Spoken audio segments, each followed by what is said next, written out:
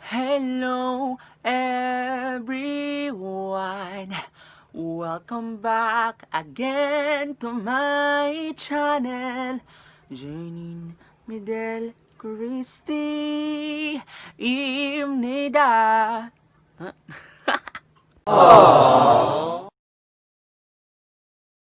Hello everyone, welcome again to my channel, Janine Midel Christie Imnida.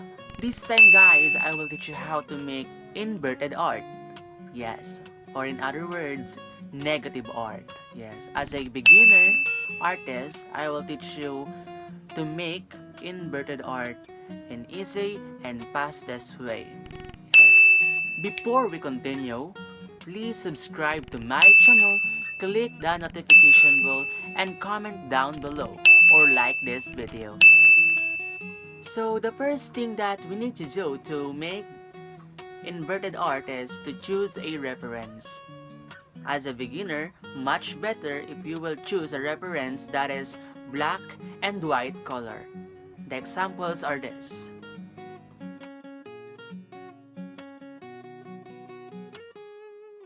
After that, you need to choose what medium you will use. Examples for that are watercolor, poster color, oil pastel, or the most common is pencils. The most common is pencils, yes. But it depends on you.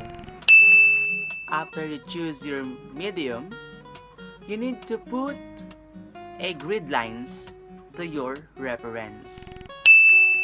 And the application that's suitable for that are this.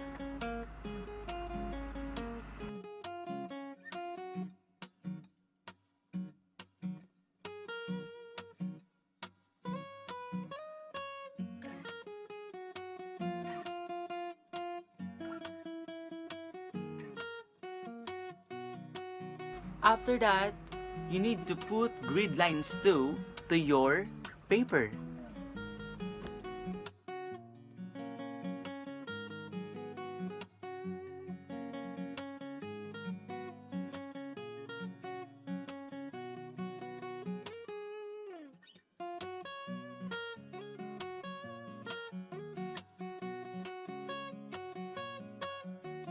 So, why we need to use grid lines? Because as a beginner artist, we need to use that to copy the reference 60 to 90% accurate. Yes. Or to make your artwork more closely to the reference. After that, you need to prepare yourself. Yes. Prepare yourself because you will copy the image that you will see to the reference. Yes.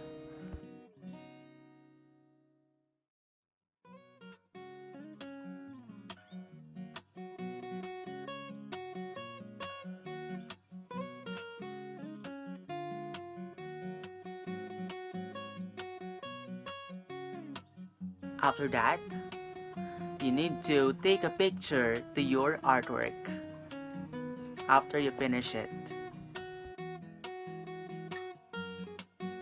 After that, edit the photo that have you taken. Make it inverted. And you can do that by downloading an application.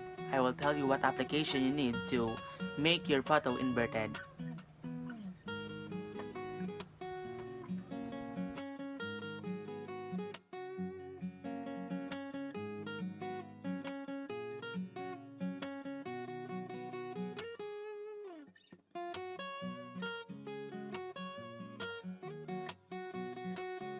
Then, after that procedures or after those procedures, you will see your obra maestra. Finally, you will be satisfied because of